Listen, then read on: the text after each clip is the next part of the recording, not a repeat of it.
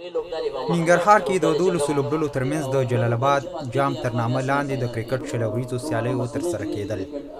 د دغو سیالیو پرانیسته نن د یو لړ مراسمو په ترڅ کې وشوه چې پکې د کرکټ بورډ ولایتي مسؤلینو، ورزشي خبریالانو او د ورزش مینوالو برخه اخیستې وه.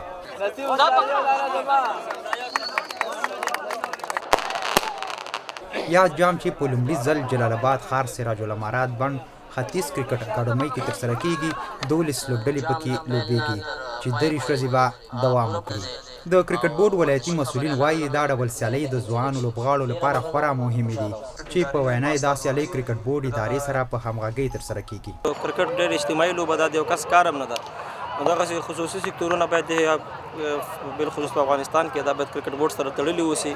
موږ د ټورنمنټ مکمل نظارت کوو او بلې موږ ورسره ډېره تخنیکي مرسته د امپایران سکورران دا ورته ورکړي دي.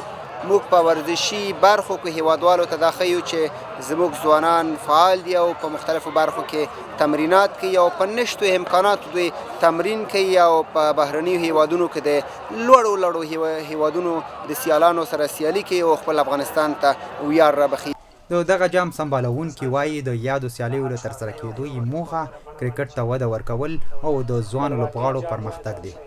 دا د خصوصي سکتور لخوا مطلب پیل کیږي چې د ننګرهار په سطحه 12 لوبډلې پکې شاملې دي او په 3 ګروپونو مشلې دي. په هر ګروپ کې 4 لوبډلې دي چې هر لوبډله به 3 سیالۍ ترسره کوي او بیا به دویم پړاو ته ځي. دویم پړاو کې 6 لوبډلې مخ ته ځي او 6 لوبډلو نه بیا 3 لوبډلې چې تر رنډ په حساب باندې یو لوبډله بیا ډایرکټ فائنل ته ځي او د 2 لوبډلې به سیمی فائنل کوي.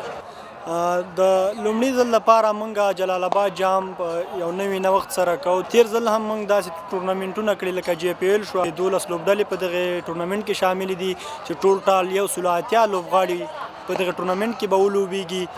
دا د نوي ځوان لوبغاړو لپاره یو ډول فرصت ده چې دلته چې دی ځان شو کي، هغه خپل پرفارمنس وکړي. کرکټ بورډ او په اړونده د کرکټ اړونده په حساب باندې مشران چې دی دوی وګوري دلته خپل پرفارمنس وکړي. د کرکټ مینوالو د اسلامي امارت له مسؤلینو مننه وکړه چې د ورزشي فعالیتونو پراختیا ته یې زمینه برابره کړې او ملاتړ یې کوي.